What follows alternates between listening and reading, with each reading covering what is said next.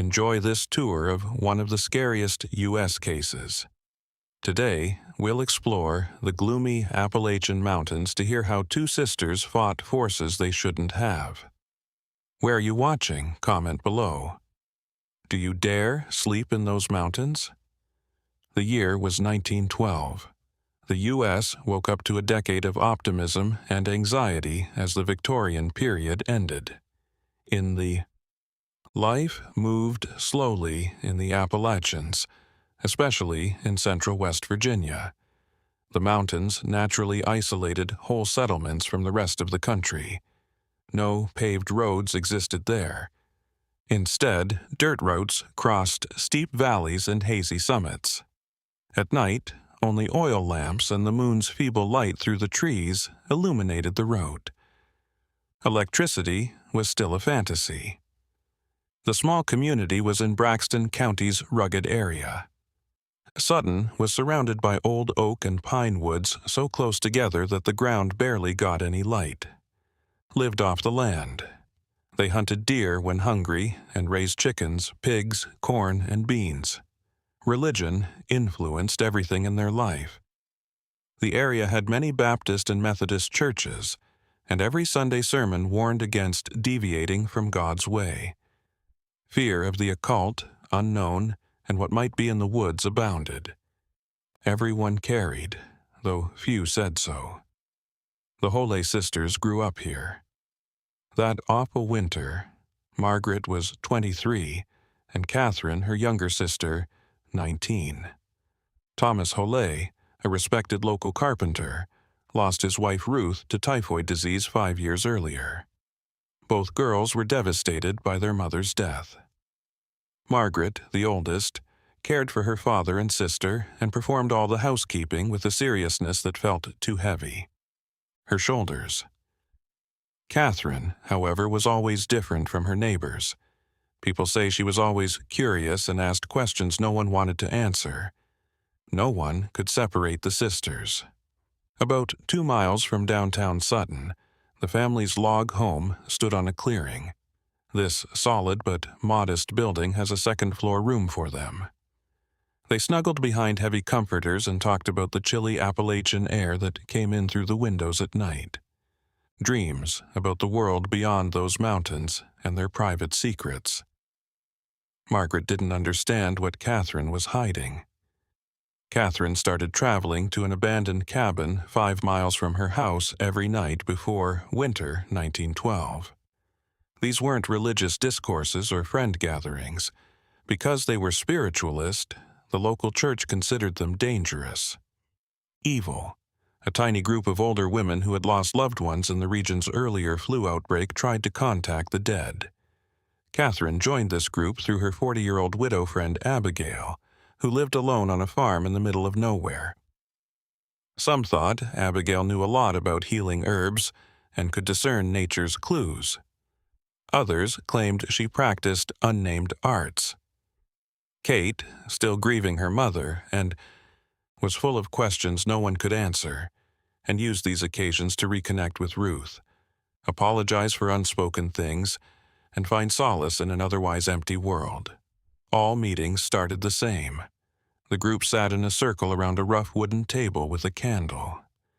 Abigail conducted the rites and called on the dead with prayers in a language Catherine didn't understand. Wind was all there was at first. It felt like the cabin was suffocating in quiet. Outside, the wind howled and the fire crackled. Changes occurred over time. Catherine believed she heard her mother in her 3rd session. It sounded like a distant whisper attempting to break through a thick veil. Kate felt a shiver and shook her clasped hands with others. Abigail noticed people's reactions and smiled, but not her eyes. She informed Catherine she had a gift and was spiritually attuned. Catherine attended meetings more often after hearing these comments, but she always kept Margaret and her father in the dark. She lied about seeing friends or volunteering at church, building up like ice on a lake. Manifestations increased with each session. Things on the table moved by themselves. Even without wind, the candles would go out suddenly, Everyone could hear voices, not just Catherine. But those voices sounded wrong. They didn't help. No love or peace message came from them. Instead, they discussed their pain, fury, and unfinished tasks, hidden mountain secrets, unwritten wrongs, and spirits that could not rest were discussed. The more the group talked, the voices grew louder and possibly desperate. Margaret witnessed her sister transform then. Kate was paler and thinner, with black circles beneath her eyes that appeared to be sleep deprivation. She muttered stuff Margaret couldn't understand when talking to herself. Kate would sometimes pause and stare into nothingness, as if she could see something no one else could. When Margaret tried to talk, Catherine told her to stop. "I was exhausted, but it will pass." The situation worsened.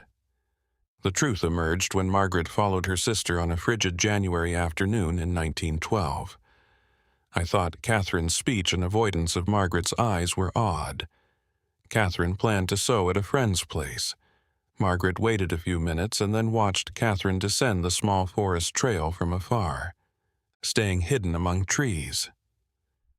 Margaret witnessed her sister leave the main path and follow a trail covered in dead leaves and branches as the sun set. Margaret knew about that road, but had never taken it. The trail climbed steeply between mossy rocks and downed trees as natural barriers. Each step brought colder air, and it looked like the trees were working together to keep it gloomy. In darkness. After wandering for almost an hour, Margaret glimpsed a building through the fog. An old cabin. The roof and walls were built of rotting wood that seemed like the trees were consuming them. Margaret saw candlelight through the dark, draped windows. Chimney smoke rose. Catherine entered the cabin and the door closed softly. Margaret approached carefully, her heart racing. She was aware. She violated her sister's privacy, but fear hurt more than remorse. When she got close enough, she crouched next to a window and looked through a hole in the cloth covering the dirty glass. She felt chilled after viewing her actions.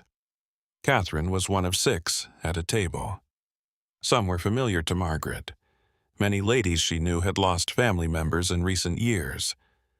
A few candles in an irregular circle centered the table. Their flames moved strangely, like they were saying something. The absent breeze. Abigail stood with her eyes closed and spoke words Margaret didn't understand, but that made her skin crawl because they looked old, heavy, and nasty. On the table, everyone had their hands clasped, and Margaret saw Catherine shaking.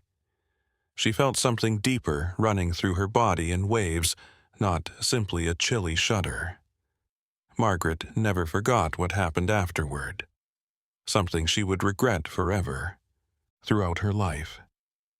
The cabin was pitch black when all the candles burned out. A brief silence. Then a voice said, "No one else in the room could have generated that sound." It sounded strange and distorted, like multiple voices talking at once. Margaret was too upset to comprehend what the voice stated. The voice spoke mountaineering dead, Appalachian secrets and atrocities, unpunished crimes and justice seekers.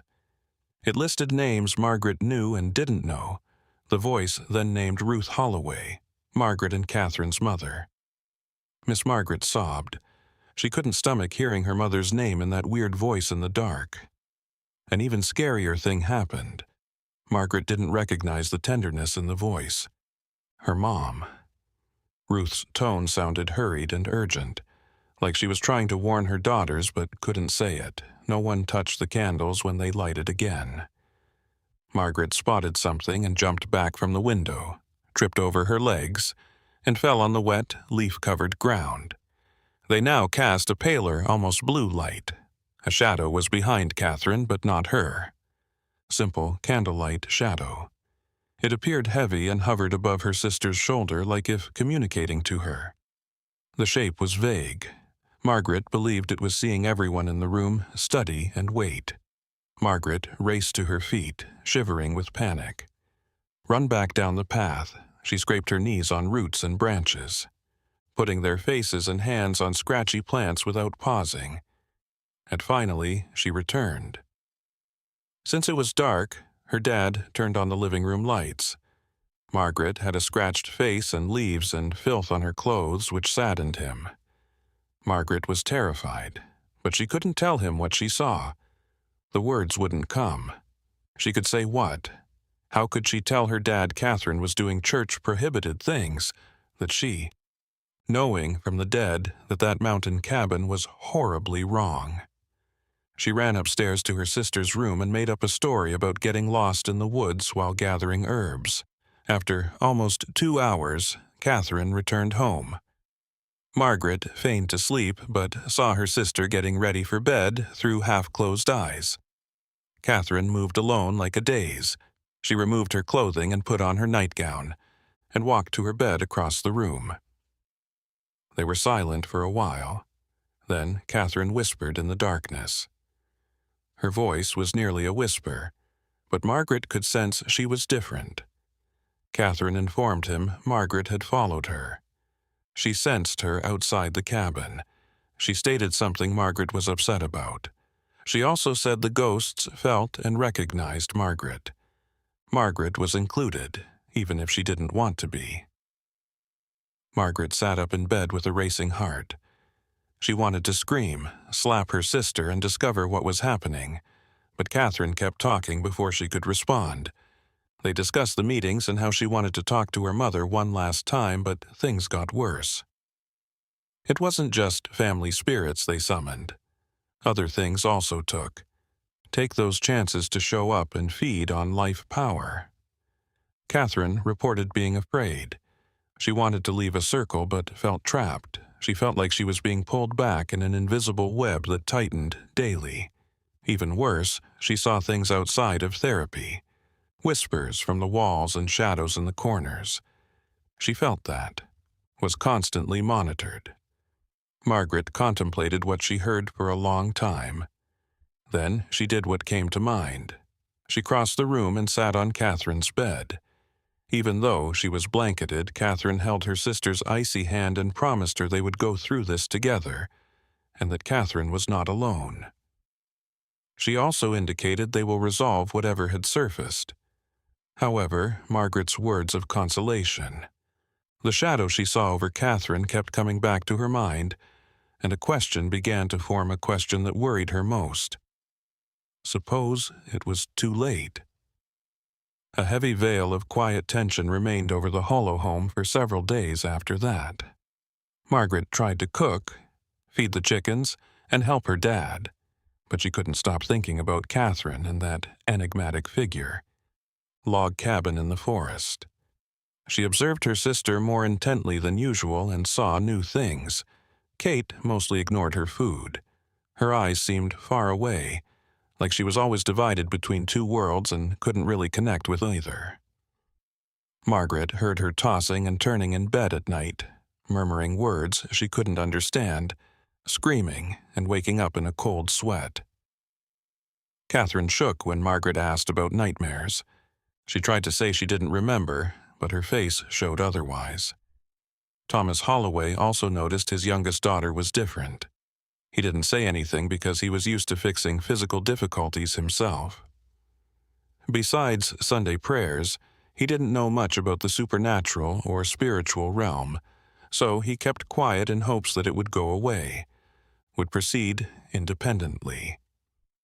Margaret started it. She spoke to Catherine directly on a frigid January morning after her father went for the sawmill a few miles distant. Margaret put her hands on the worn-out wooden table and stared her sister in the eyes in the kitchen. She ordered them back to that hut, but not for another session. She advised them to discover the truth and fix the damage. Catherine initially resisted because she thought Margaret didn't comprehend, and it was unsafe. Margaret was stubborn. She stated doing nothing was more riskier, and she couldn't watch Catherine die. Kate conceded after over an hour of debate. Margaret vowed to act. Swear she would never directly interact with spirits, that she would observe and learn together. They would decide what to do next. Margaret said she would, but she wasn't sure she could. They had another appointment the next night. Catherine said Abigail met on Monday, Wednesday, and Friday nights. Friday, January 19th, 1912, was the next one, which they would always remember. Margaret did her own research while waiting. She went to Reverend Elijah Marsh's tiny library in Sutton Methodist Church's basement. Marsh retained a few local books and records. Margaret trusted the Reverend because she attended Sunday school with him as a child. The Reverend was organizing old Bibles on a dusty shelf when she arrived. He was ancient and stooping. He had pristine white hair and azure eyes that saw through you. He greeted Margaret. His warm smile vanished when she asked about local spiritual practices. As if unsure what to say, Reverend Marsh stared at Margaret's face for a long time. After showing her a table in the rear of the library, he told her to sit. He then told Margaret a new story. The mountain cottage had a horrible background, he added. Josiah Crenshaw owned it around the end of the century. An isolated person. Josiah was known for his interest in the supernatural and Native American European ceremonies. He reportedly staged ceremonies at that hut to connect with entities most people didn't believe existed. Joseph was dead in the cottage 1896. His body was contorted to look like he died in horrible anguish, but there were no traces of physical assault. His eyes were alert and concentrated. After seeing the ceiling, he yelled so loudly his jaws froze. No doctor could determine the cause of death. The cabin has been unoccupied since the community promptly buried Josiah in a distant cemetery. Reverend Marsh heard Josiah played with things and opened doors he shouldn't have. Kids are told these stories to scare them. At least the minister wanted that. Believe thus far. He asked Margaret sternly why she was attracted. Margaret considered telling him what she knew about Catherine, the seances, and what she saw and heard. As Margaret spoke, the Reverend remained silent and paled. After finishing, the Reverend stood and went to a bookshelf. He brought out a thin, dark leather book. Many years of use turned the pages yellow. It was a diary, he said. His predecessor, the Reverend Joshua Williams, who worked there from 1880 to 1920. Reverend Marsh opened his journal to a designated page and read aloud. Reverend Williams wrote about his concern for Josiah Crenshaw.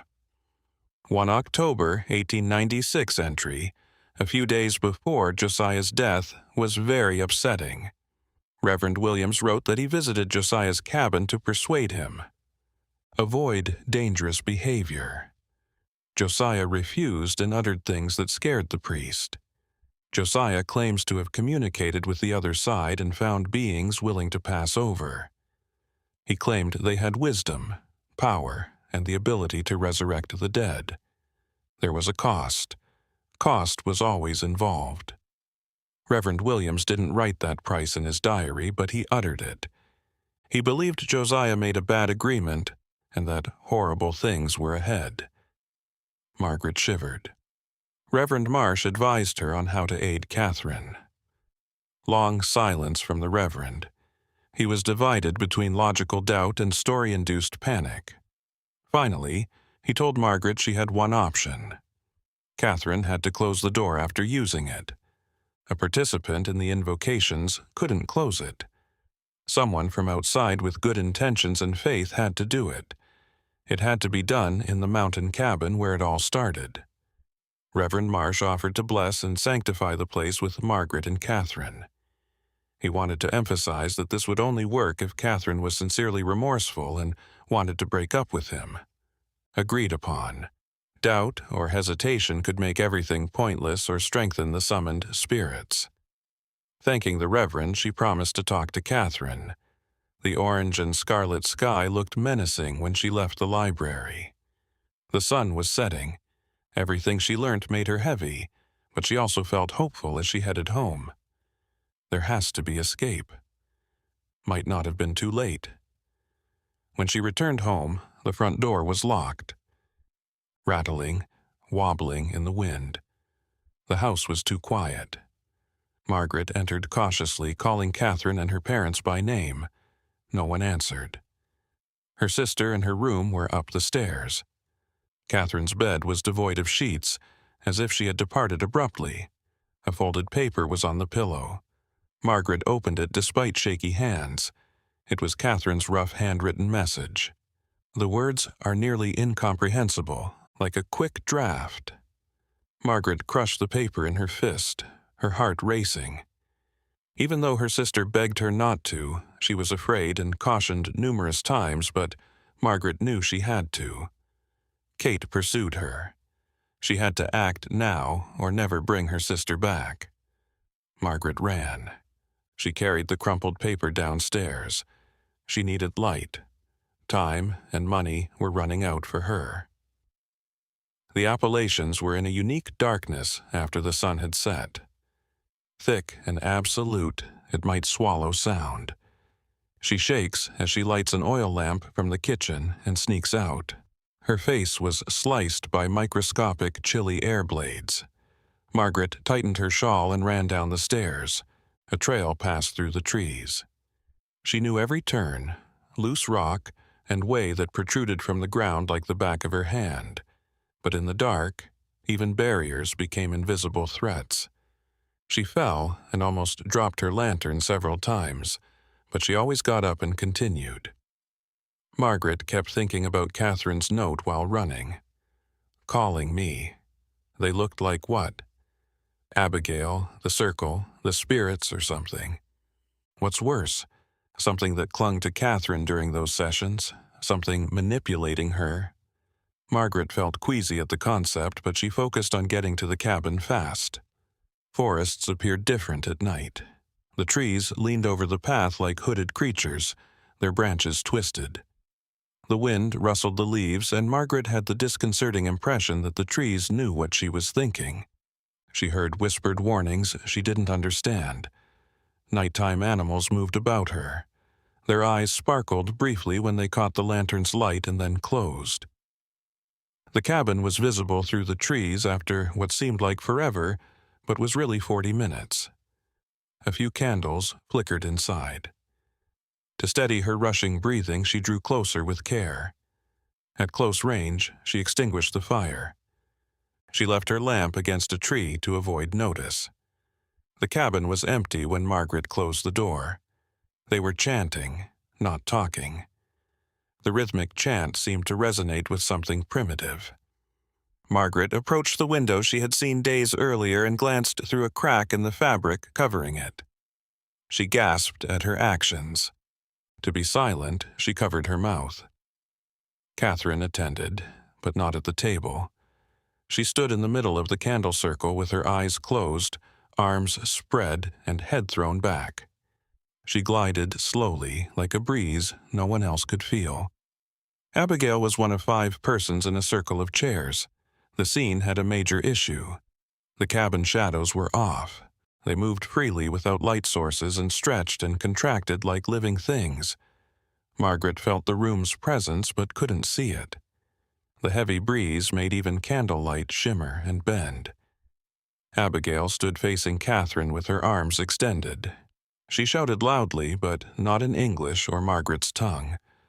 Old and grunty, they seemed to rub against. Throat of speaker. What happened to Catherine when Abigail stated that? Her sister's skin shone, a pale, moon-like waterlight.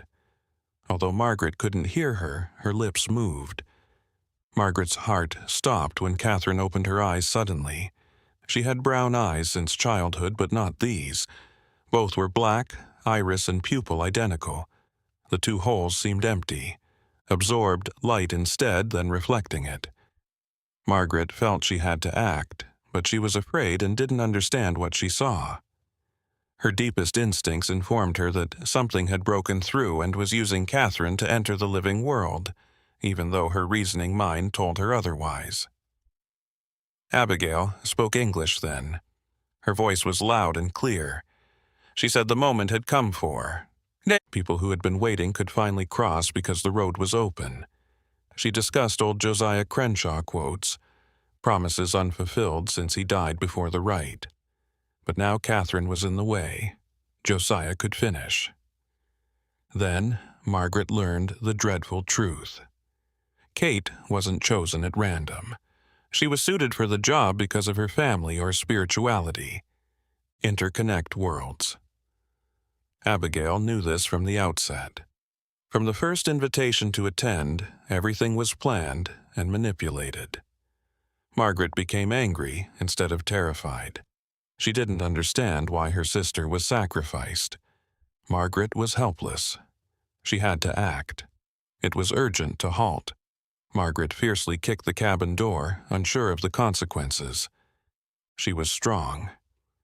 The old, rotten wood quickly released the door, which hit the inside wall hard. Everyone stared at her, and the singing stopped. A sound hole made the room feel empty for a moment. Then Abigail grinned. His smile was ugly, angry, and happy. She stated she was thinking of Margaret and knew she would come. She stated they had multiple channels, yet two would strengthen everything. Margaret retreated, but it was too late to realize she had been duped. She couldn't quit now. Catherine's dark eyes watched her as she summoned her sister. There was no response or comprehension. Catherine seemed absent, but she was everywhere else. Margaret tried again, screaming and pleading with Catherine to fight. Return somehow. That was enough to make Catherine's eyes spark with recognition, grief, and inner conflict. One word was spoken so quietly that Margaret almost missed it. After someone shouted, "Run!" each candle went out rapidly. The cabin quickly darkened like a wave of black water. People running in terror, shouts, and chairs falling were heard by Margaret. She sought to connect. We searched for Catherine in the dark, but only found empty space. She felt something afterward. There was nothing bodily she could express. Not a hand. Something touched her, but not her body, in her soul. It was cold.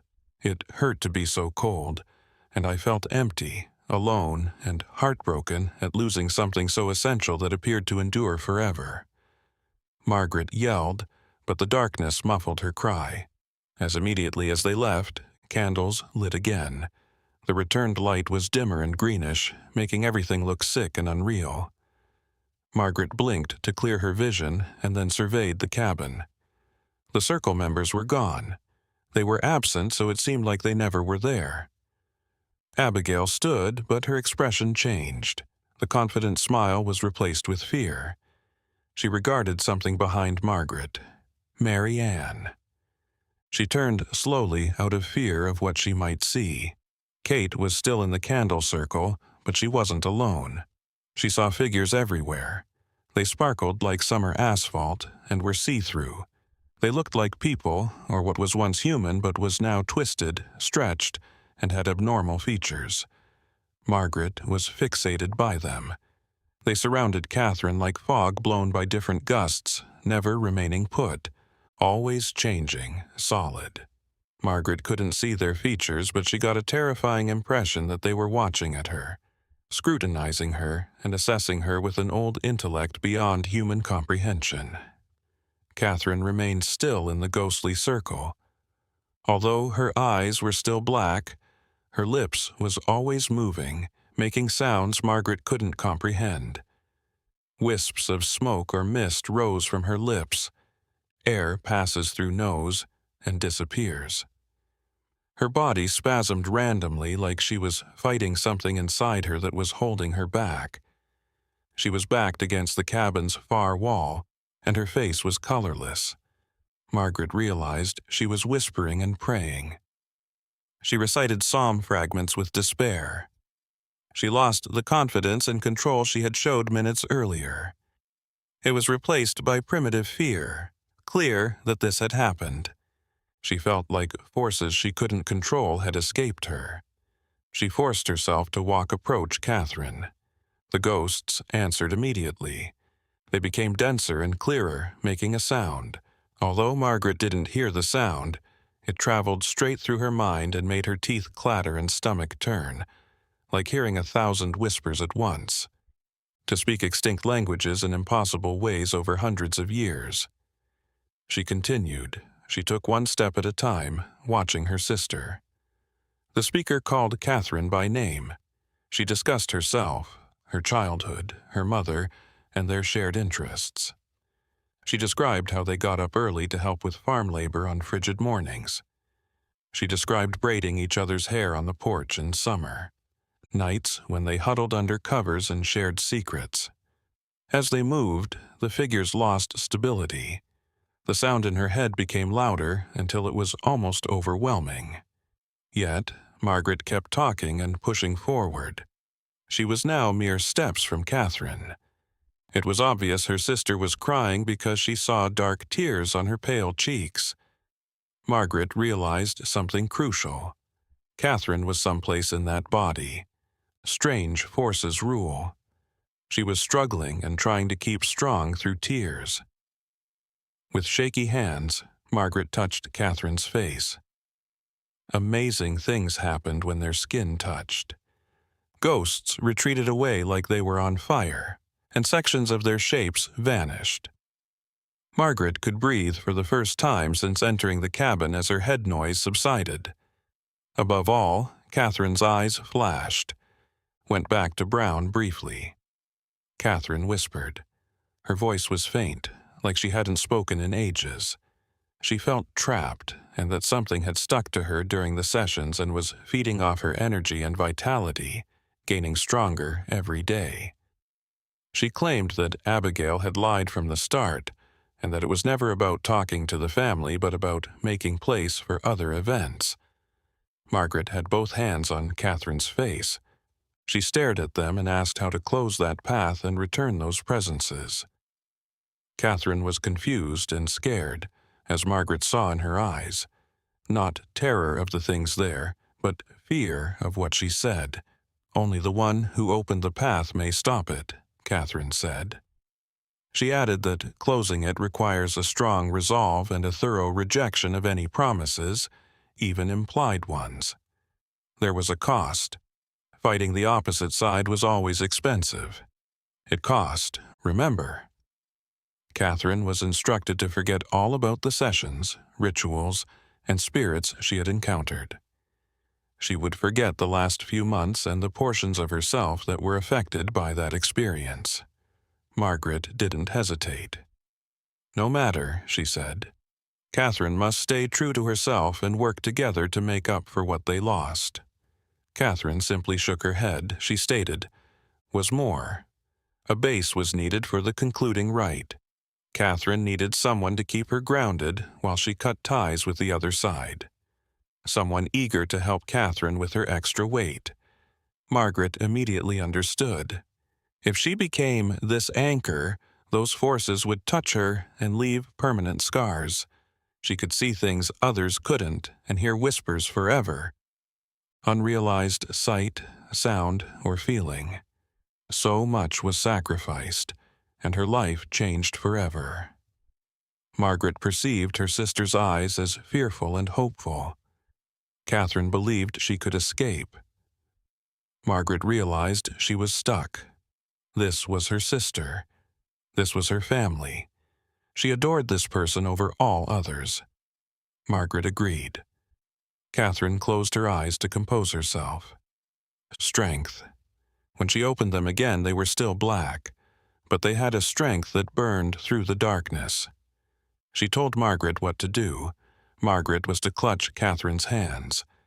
No matter what she saw or felt, she was to think of light, warmth, life, love, and connectedness to the physical world. Catherine was tightly held by Margaret. These were frigid, like feeling ice, but Margaret wrapped hers around them to show warmth. Catherine spoke, but not in English. Abigail had used the same guttural, archaic words, but spoken differently and with distinct intent. Catherine was unwelcoming, banishing. She wasn't opening doors. She closed them. Spirits reacted strongly. Their first solidification revealed forms that made Margaret wish they had remained translucent. Formerly people, but warped by incomprehension. Their features were enlarged, jaws dislocated, eyes misplaced. They were all screaming in anguish and hatred, filling the cabin until Margaret thought her head would explode from the pressure. Their hands had too many or too few fingers or curled at unnatural angles. She wanted to release Catherine's hands to cover her ears, escape outdoors, and never look back. But she promised, so she squeezed Catherine's hands closer and emphasized her blessings. She saw her mother, Ruth, as she was smiling as she made supper, singing hymns as she folded laundry, and lovingly holding her daughters. She thought of her silent father, Thomas, always there when they needed him. Spring mornings with wild flowers in their fields, fresh bread from the oven, and church bells inviting the community to worship came to mind. Worship. Margaret thought these things, and something happened. A small light began to glow between her hands and Catherine's, then grew. A warm golden light dispelled the gloom. After retreating, the ethereal beings faded again, dissolving like salt in water. Margaret felt an energy surge travel through her as Catherine screamed in anguish and exhaustion, was cold and hot. Like something was taken from Catherine and pouring through Margaret before disappearing into thin air. Margaret could feel echoes of awful lives, violent and unfair deaths, souls caught between realms so long they had forgotten what they were like when alive. Margaret felt like the terrible energy was coursing through her, leaving scars she knew would never fade. She saw glimpses of lives, decades or centuries past, not hers. She watched an innocent man hanged. Last he saw were the crowd's blank stares. She observed a winter-stricken woman die alone in a cabin. She was found dead in spring. She witnessed children crying for rescue in the woods, but no one coming. She witnessed warriors die in forgotten conflicts with unknown stories. All these souls were pulled here, too. That cabin where Josiah Crenshaw did his rites decades ago. He pledged to tell the forgotten stories and right their injustices. Though well-intentioned, his objectives were twisted. His contacts were not the dead's souls, but something else that thrived on those memories' misery and suffering, becoming stronger with each catastrophe. Abigail discovered Josiah's records, his notes under that cabin's floorboards. No one could control those powers, only unleash or cage them again. She imagined she could utilize them for her own reasons. The cabin filled with Margaret and Catherine's brightening light. The final spectral figures vanished, their screams becoming whispers and quiet. The candles around them flickered one more time before going out. It didn't matter, because the sisters' light illuminated everything. Everything ceased with a final energy pulse that brought Margaret to her knees. The light went off. The cabin was pitch black, normal darkness without the overwhelming evil of previously. Margaret heard her heavy, uneven breathing and Catherine's quiet fall alongside her. Margaret blindly found her sister's body. Catherine was unconscious but breathing, her chest rising and falling evenly. Margaret hugged her fiercely, crying with relief. They did it. The portal was closed, and those presences returned to their origins against all odds. Margaret's relief was fleeting. She recalled Abigail. In the dark, she called the older woman's name but got no response. Margaret attempted to stand, shivering, and groped. She searched the floor for a match and a fallen candle. She lit the candle after 3 attempts because her hands were shaking. Dim candlelight revealed an empty cabin. Abigail vanished. The door swung slightly in the night breeze. Margaret didn't sure if she escaped during or after the turmoil. She wanted to face Abigail for her actions. The other portion, wiser, understood Catherine came first. Margaret grabbed additional candles, lit them, and went to her sister. Catherine was shifting, moaning. Margaret supported her against the wall to sit up. Catherine slowly opened her eyes. and Margaret almost screamed with joy when she saw that they were back to their usual brown, but Catherine was clearly confused. She asked where and how she got there. Kind Margaret stated they were in a cottage in the woods, but Catherine shrugged and said she didn't remember one. She couldn't recall leaving home. One fall morning, she woke up from a nightmare about her mother's death in their chamber. That was her last memory. Margaret's heart dropped. It was as Catherine promised.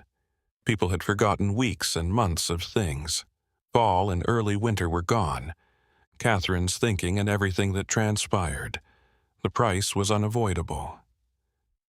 Margaret helped Catherine stand and held her closely as they staggered to the door. It was clear at night. Full moon shed silvery light over jungle, revealing the path. She retrieved and relit her lantern, and then she and her friend began the long walk home. Catherine kept asking questions to learn more. What she forgot. Margaret offered her best answer without mentioning the seances, Abigail, or what transpired. She stated Catherine was sick with fevers that made her feel lost and disoriented, and was better now.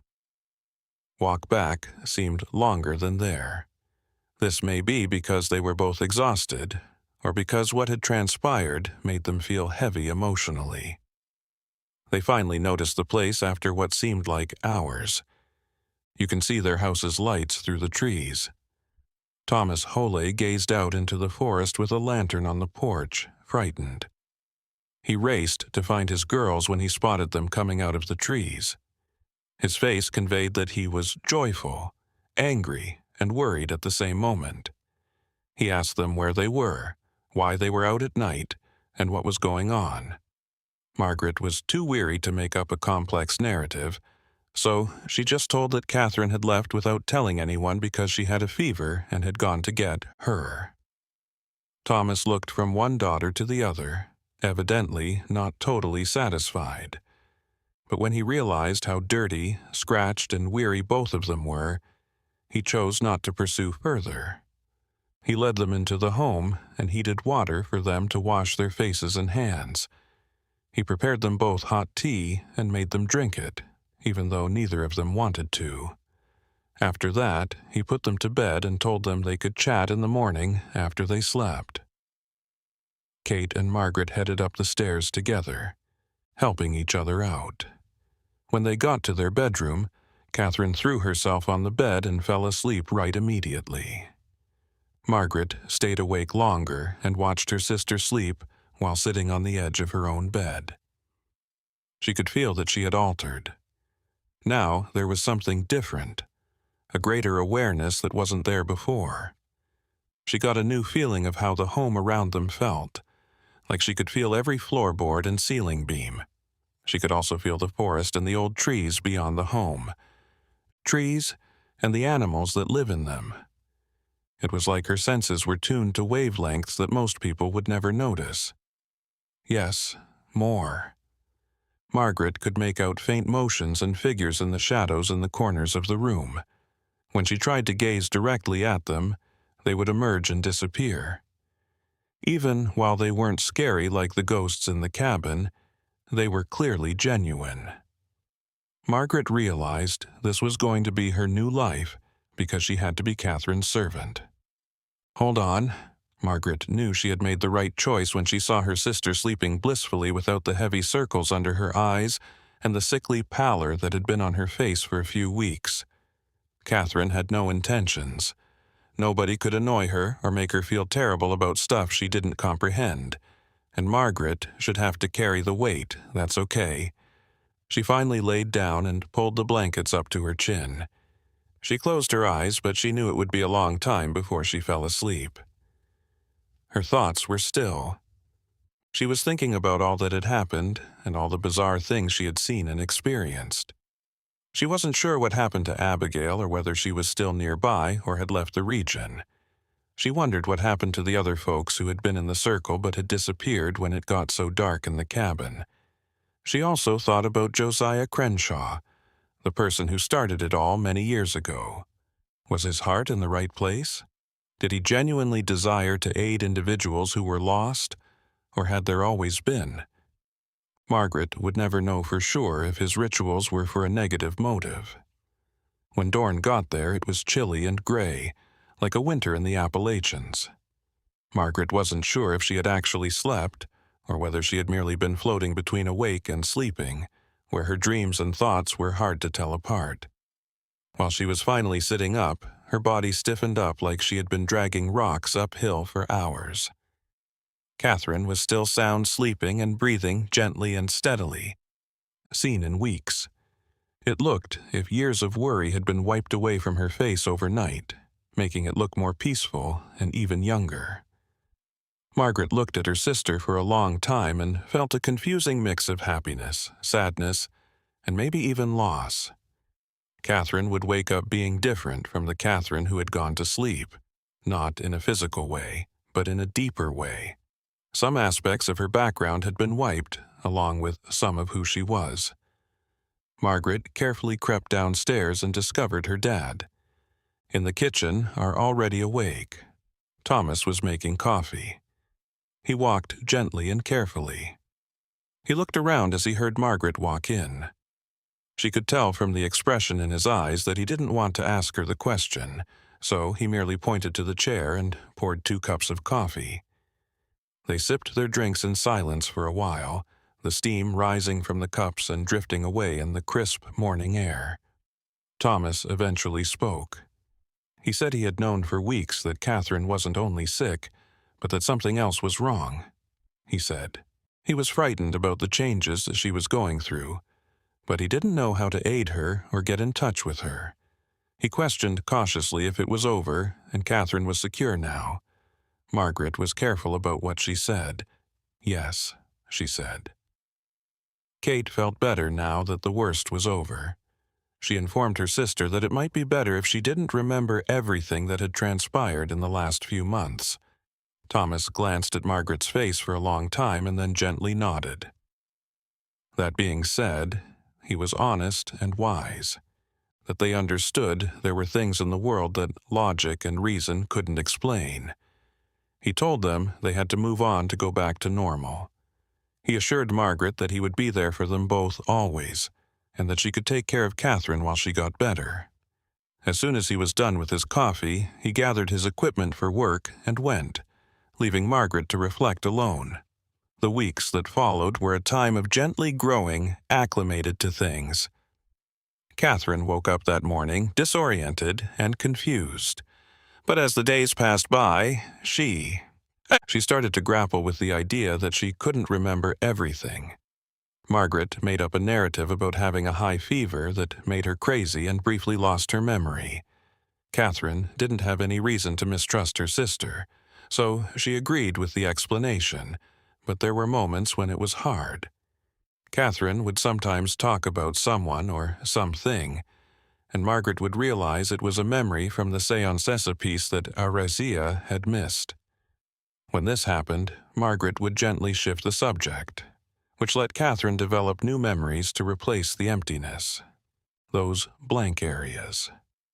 The Sutton people in the village witnessed how the Whole sisters, especially Catherine, had transformed. She seemed lighter and more present, but also younger in spirit, as if she had gone backwards in her development a bit. As was usual in that area, neighbors talked about it among themselves instead of addressing the family. Each person carried his own weight in solitude. Abigail, on the other hand, was no longer there. 3 days after that night in the cabin, her farm was found deserted. Her possessions, like clothes, were still there. There was food in the cupboard and clothing in the closet, but she wasn't there. Some thought she had ran away to the west and had begun a new life someplace. Some others thought she went lost in the woods, but no body was ever located. Margaret thought the truth was worse than that. She thought Abigail had paid the price for fooling about with forces she didn't comprehend. Also, none of the other women in the circle were ever seen again. It was as if the night in the cabin had gobbled them up, leaving them with only questions. Their family looked for them, and the sheriff of the county dispatched. Men were sent to scour the woods, but they didn't locate anything. After some time, the search was abandoned and those women were simply another Appalachian mystery. They were just another story told in whispers at firesides. A few weeks after that night, Margaret went to see Reverend Marsh. She caught him looking through donated books in the church library. His face displayed a mix of relief and worry when he saw her walk in. When he asked Margaret about Catherine, she told him that his sister was fine and getting better. Then she told the priest what had happened, leaving out the most unpleasant parts but giving him enough to get a feel of how horrible things were. Reverend Marsh kept quiet while Margaret spoke, and his countenance got more serious as she spoke. He didn't say anything for a long time after she was done. He finally declared that he would go to the cabin to bless it properly, make it holy, and make sure that no one else could be summoned there. Margaret offered to show him the way, even though she was frightened to go back to that area. She knew that was the correct thing to do, important. The excursion was undertaken on a clear February morning, with the sun streaming through the still naked trees and producing patterns of light and shadow on the white ground. Margaret led the way with a lantern, even though it was daytime and they didn't need it. It wasn't really needed, but it was like a charm or something to make her feel better. Margaret was startled by how different the cabin looked during the day when they arrived there. Less impressive, a sad old edifice slowly crumbling apart, being swallowed up by the forest. It was hard to believe that something so horrific had transpired inside those old shattered walls. Reverend Marsh was the first to walk in, crossing himself in the doorway. Margaret followed reluctantly, her gaze straying about the interior. The table and chairs were still there, spread out around it. The wax from the candles had pooled on the wooden floor. Even though it was motionless, it wasn't as weighty as that night's silence. It was entirely empty. The Reverend began to offer prayers. His voice was strong and, "Okay." He splashed holy water from a vial around the outside of the hut as he walked around it. Margaret stood at the door and watched and felt.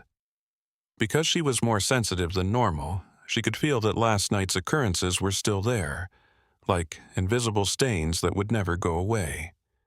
But the Reverend's prayers helped. They put up a wall around the spots, prohibiting them from spreading or forming again. After he was done, the Reverend glanced at Margaret and remarked, The place had to be destroyed.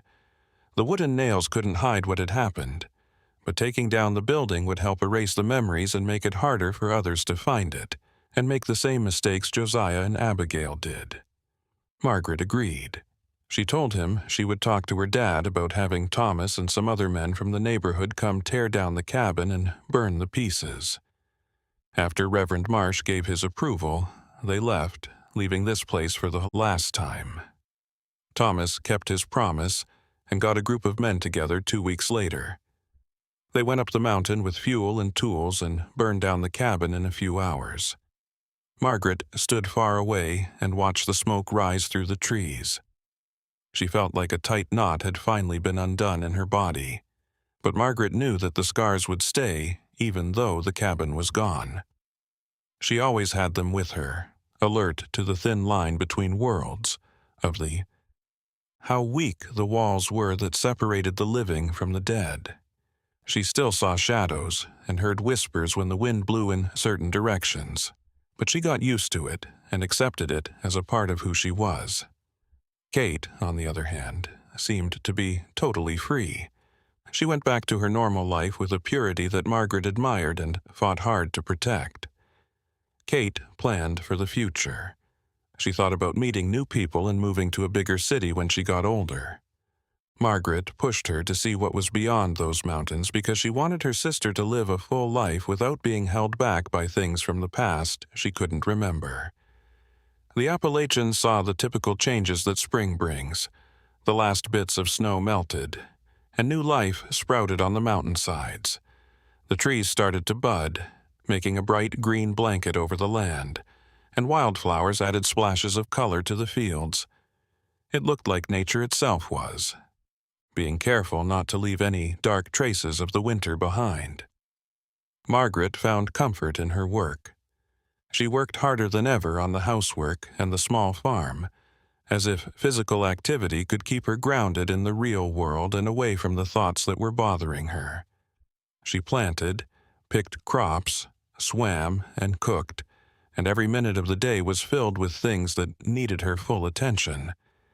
When spring came around, Catherine grew like a flower. Her skin got back to being healthy, her long-lost smile came back, and her weight slowly came back. She started hanging out with other young women in the area again, going to church events and small get-togethers on farms nearby. It was like seeing someone come back to life, and Margaret was happy for her at every sign of improvement, even if it meant Catherine was pulling away from her in some ways. There was one moment that Margaret will never forget. In the afternoon of April, they were hanging clothes on the clothesline. Put a line behind the house. Bees buzzed around the flowers nearby, and a robin sang in a tree not far away. The sun was warm. Catherine was humming a song that her mother used to sing. All of a sudden, she stopped and looked at Margaret with a thoughtful face. She asked Margaret if she thought her mother would be proud of how they were taking care of the house and moving forward. Margaret got a lump in her throat as she thought about the times she had called on that voice that wasn't really Ruth.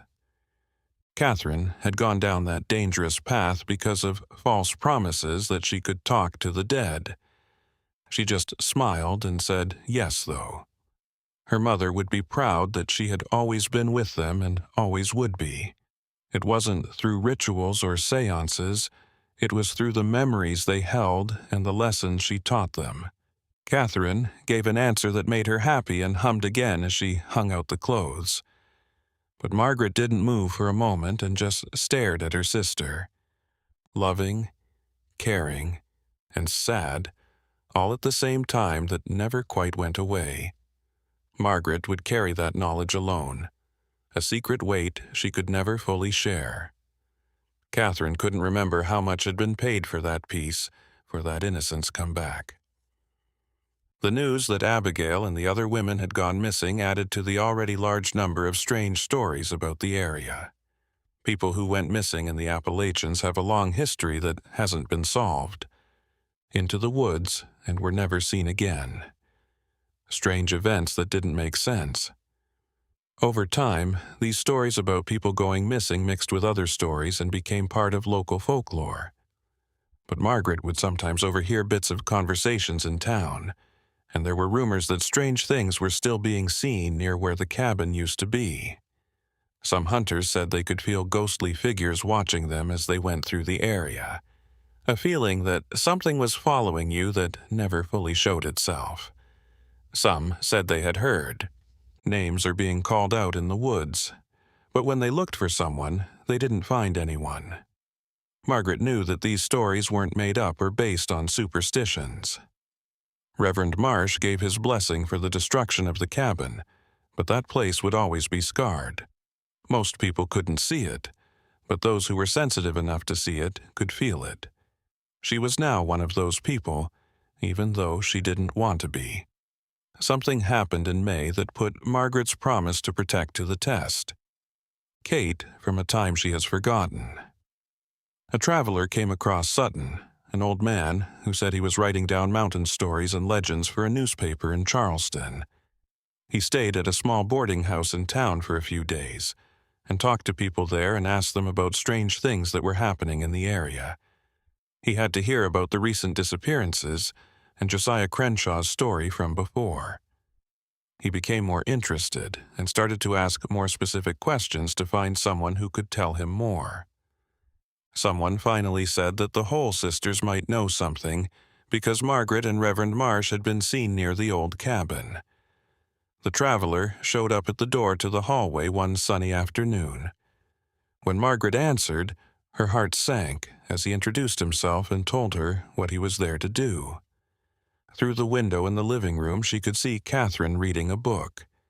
Catherine was completely unaware of the threat this man posed, not a physical threat, but a threat to the carefully constructed memories that kept Catherine from remembering her own past.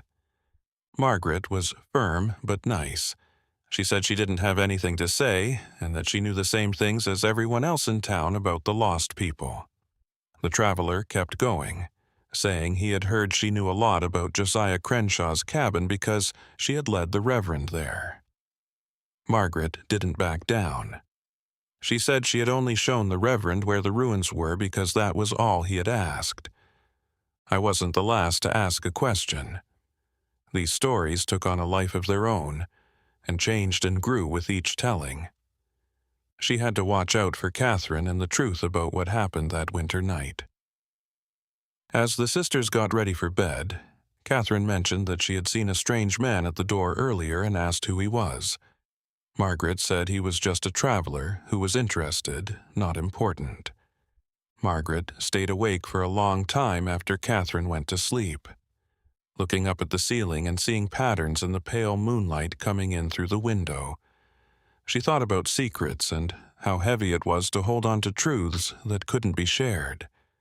She also thought about how lonely it was to be the only one who knew the whole story that no one else would. She wondered where the missing women were now, whether they were at peace or still lost in a place between worlds. She also thought about herself and how her life had been changed forever. She knew that the years to come would bring a higher level of awareness and sensitivity to things most people would never notice. In June, Reverend Marsh called her to tell her bad news. He got a letter from a co-worker in a different field. The Reverend was worried that what had happened in Sutton wasn't just one case, but part of a bigger problem. He started looking into it and found records of similar events happening all over Appalachia over many years, sometimes years apart and sometimes almost at the same time in different places. Margaret felt nervous as she listened because she thought this might be happening elsewhere, that other people might be going down the same dangerous path Catherine had. What could she do? How could I tell people about dangers I didn't fully understand? Reverend Marsh suggested they write down W. He advised Margaret to share this secretly with other religious leaders in the area to warn them about the risks of spiritualist practices without revealing any information that could identify Catherine or put the whole family under public scrutiny. Margaret reluctantly agreed. They spent several afternoons at the church library, where the Reverend took careful notes, just below the surface of daily life. But she knew they were important, and that her story might save others from the same problems. The heavy, humid Appalachian heat of summer moved forward. In the morning, mist rose from the valleys like ghosts. In the afternoon, sudden storms soaked everything before passing, making the air even denser and more charged. Margaret felt a strange peace in the steady beat of the seasons and natural cycles. It's an endless cycle that doesn't care about the human dramas under its green canopy. Daniel Wright, a young man in the neighborhood, was the son of a farmer who owned land a few miles to the south. He was quiet and serious, and his hands were rough from working hard. He looked at Catherine with soft eyes that showed admiration. Thomas saw Daniel as a good provider who would take care of his family, so daughter. Margaret had mixed feelings as she watched the relationship grow. She enjoyed seeing Catherine happy, seeing the sparkle in her eyes when Daniel came to visit on Sundays after church, and having fun with her as they talked about their hopes and plans for the future. While Catherine moved on to a normal life, Margaret was stuck between two worlds, marked by experiences she could never fully share. This could have been envy, or just a low. Margaret and Catherine were making jams and jellies in the kitchen one hot July afternoon when her sister casually mentioned that Daniel had talked about getting married. When she saw Margaret's look, she quickly added, "Nothing official yet," but the intention was there, and the possibility hung in the air like a sweet and scary promise. Margaret hugged her sister and felt tears come to her eyes. Had earned all the happiness life had to offer, and she meant every word. Margaret couldn't help but think about what this meant as she held Catherine. Catherine would marry, move to the right farm, and start her own family, while Margaret would stay to take care of her dad's house and carry the secrets of that dark winter alone. Tourists were sometimes drawn to the area in the summer by the mystery stories about. In May, she wrote a fictionalized and inaccurate account of what happened for her newspaper, but it was enough to get people interested. Margaret learned to spot this type of visitor because they always had notebooks and asked too many personal questions. She also learned standard answers that didn't reveal anything useful. In August, a middle-aged Richmond woman named Llewellyn visited, saying Reverend Marsh had told her about her because he had been through the same thing in his own town years earlier. Margaret looked tired at first, but as Llewellyn talked about things that happened to her that reminded her of her own, Margaret felt understood. There was someone who got it, someone who had survived that dark place. Eleanor had the same scars and was still sensitive to the supernatural. They talked for a long time that afternoon as the sun slowly set behind the house. Elena's story was different, but the main idea was disturbingly the same. As the price for her freedom, she lost months of memories and had to keep the truths from people she couldn't understand. She learned to live with her enhanced abilities and accept that she saw and felt things others couldn't.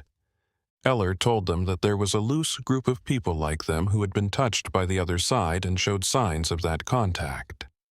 They talked quietly, shared information about how to keep the walls between worlds intact, and sometimes helped others in danger. The work was important, but it was quiet and lonely. Margaret was given a spot in that network to help others. For the first time since that night in the cabin, he felt that maybe everything had happened for a reason other than just staying alive. Margaret didn't want to accept the invitation because it would mean admitting what she had become in public, even in that small group. It would also mean giving up hope of returning to a normal life. Most importantly, it would mean leaving Catherine, her father, and the Llewellyn did not push. She left an address so Margaret could contact her if she accepted, and she left as quietly as she had come. Margaret put the paper in a drawer because she knew she would have to make a decision soon. In September, autumn colors turned the mountains a riot of reds, oranges, and golds. Favorite time of year, when the air was clean and crisp, and the sun was golden and made everything seem kinder and more forgiving. In this month, Daniel proposed to Catherine while kneeling in the Holloway family room while Thomas and Margaret watched. She said yes with tears in her eyes, and the family started planning a simple spring wedding at the Methodist church. As the wedding date approached, Margaret thought more and more about Eleanor's invitation, which she had hidden in a drawer. Catherine would be fine with it. Daniel and her new family would be hers. Thomas was getting old, but he was still strong and could take care of himself and Margaret. Margaret had a dream in October, exactly 1 year after Catherine started going to those sad sessions. She was back in the cottage, but something was different. No darkness was too heavy, and there were no evil spirits. The light that came in through the cracks in the walls was soft and silvery, and there were figures. They were the same ones. They finally arrived, and one of the figures approached her. Margaret thought she saw Abigail in the outline, but it wasn't the sly and cocky Abigail she remembered, but something more real and devoid of pride. The figure asked for forgiveness, admitted terrible wrongs, and promised to pay for them in ways Margaret didn't understand. Margaret woke up with tears on her pillow, but they weren't sad tears. They were a strange kind of peace, relief, and acceptance. When she looked out the window, the sky was pink and gold with the first light of dawn. She knew something had changed inside her. She was finally free of some stress she had been feeling. Had to stay until Catherine's wedding to make sure her sister was safe and happy in her new life before she went on her own trip. Helena replied a few weeks later that she understood why she had to wait and that the work they were doing would last forever. The Appalachians were again in winter, finishing a year that began that night that changed everything. A perfect space that seemed to erase the past. Margaret looked out the window and watched the snowflakes fall slowly, each one different and short-lived. She thought about how life kept going on its relentless path, not caring about the individual tragedies playing out in front of its eternal gaze. Catherine looked beautiful in the months leading up to the wedding. Don't overdo your outfit. As the two sisters worked side by side, their needles moved through the fabric in time. They talked about big and small things, laughed at memories, and thought about the future. Margaret would sometimes have to take a break and act like she had to get something from another room to hide her tears. That they were going in different directions with their lives, which would eventually separate them. Thomas looked at his daughters with a sad expression. He didn't usually show he was sad, but he tried to hide it by being tough. He looked like he had aged a lot in the past year, like the winter had worn him down, even though he didn't know all the details. Living room with a lamp on to read the Bible. As the snow melted in March and the first flowers appeared, Margaret received another letter from Elena. She wrote about a case in a town near Asheville, North Carolina, where there were troubling signs that someone was trying to copy spirit-calling rituals. She asked Margaret if she would go there after Catherine's wedding to help stop things from getting worse. Carefully, because she knew it meant she was on the right path. She would leave after the wedding, when she saw Catherine safe in Daniel's arms.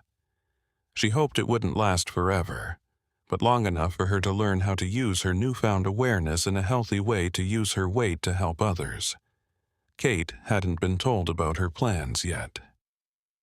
In April, the wedding day was a clear, bright morning after spring rains that made everything look clean. Wildflowers picked from the mountains were used to decorate the Methodist church, which was simple and beautiful. The pews were full of Holist's neighbors and friends, people who had been in their lives for a long time. Church, making small changes to the dress they had sewn together and putting fresh flowers in her sister's hair.